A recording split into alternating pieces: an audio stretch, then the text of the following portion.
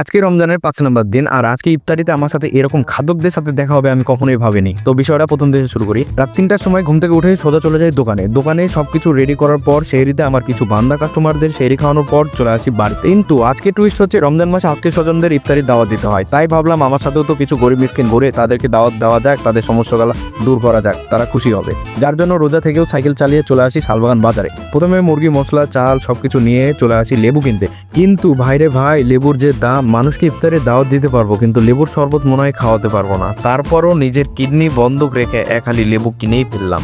রাত হয়ে গেলে রাস্তা দিয়ে যাওয়ার সময় একটা তরমুজ কিনে লেগেছিলাম, আর তরমুজের উপরের মাথার অংশ যে ছোট থাকে ওটা দিয়েছিলাম আমার ছোট ভাইকে, যেটা খেয়ে ওই সেই লেভেলের মজা পেয়েছে। আর খাওয়া দেখে তো আমারও মন করছিল আমিও একটা কামড় দিই। আসলে আমার বন্ধু বান্ধবদেরকে আমি মিসকিন বললেও আমার বন্ধু বান্ধবদের মনগুলো অনেক বড়, যার কারণে আজকে ইফতারি খেতে এসেছে কিন্তু হাতে কিছুই নিয়ে আসেনি।